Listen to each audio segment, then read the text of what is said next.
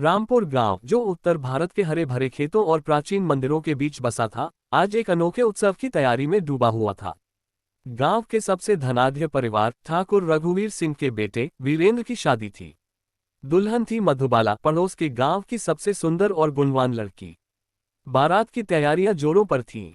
रंग बिरंगे झंडों से सजा गांव, ढोल नगाड़ों की गूंज और मिठाइयों की महक हर तरफ फैली थी।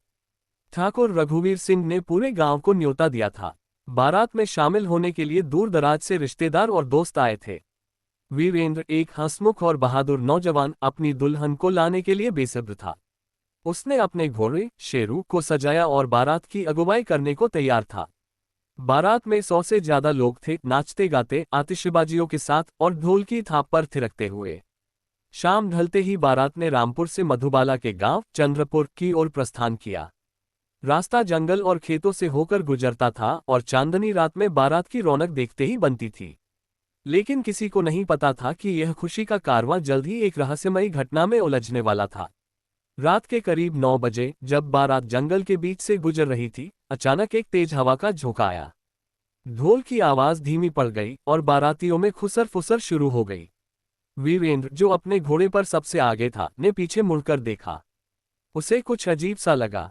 बारात का पिछला हिस्सा, जहां उसके चचेरे भाई और गांव के कुछ लोग थे, अंधेरे में गायब हो चुका था।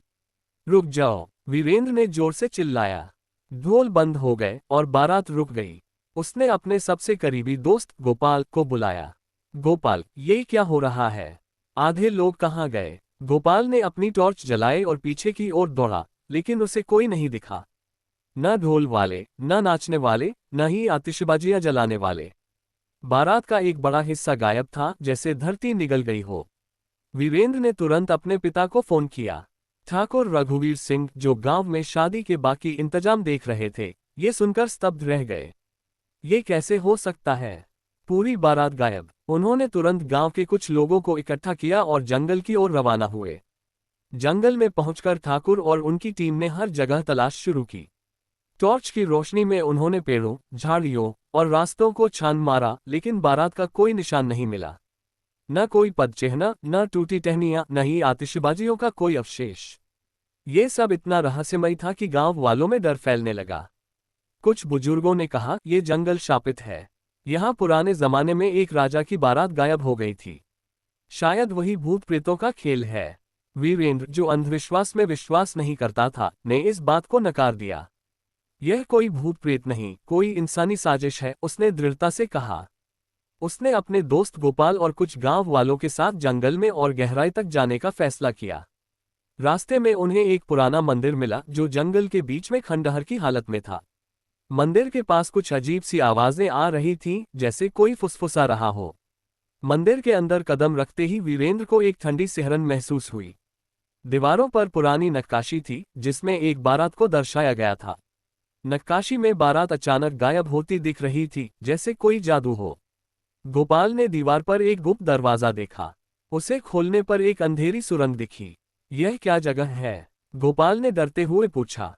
हमें पता लगाना होगा, वीरेंद्र ने जवाब दिया। दोनों ने हिम्मत जुटाई और सुरंग में उतर गए। सुरंग के अंत में एक बड़ा सा कक्ष था, जहां बारात के गायब लोग बंधे हुए थे। उनके मुंह पर कपड़ा बंधा था और कुछ लोग डरे हुए कांप रहे थे। कक्ष में कुछ नकाबपोश लोग थे, जो किसी बड़े खजाने की बात कर रहे थे। वीरेंद्र ने सुना कि ये लोग एक पुराने खजाने की तलाश में थे, जो उस मंदिर में छिपा था। उन्होंने बारात को अगवा किया ताकि गांव वाले जंगल में न आए और उनकी खोज में बाधा न पड़े। वीरेंद्र और गोपाल ने चुपके से नकाबपोशों पर हमला किया। एक भयंकर झड़प के बाद उन्होंने सभी को बांध दिया और बारातियों को आजाद कराया।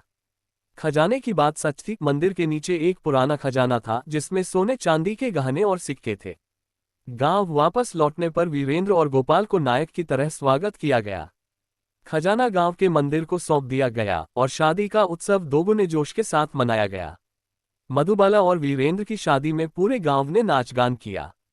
गुमशुदा बारात की कहानी गांव में एक किंवदंती बन गई, जो पीढ़ियों तक सुनाई जाती रही।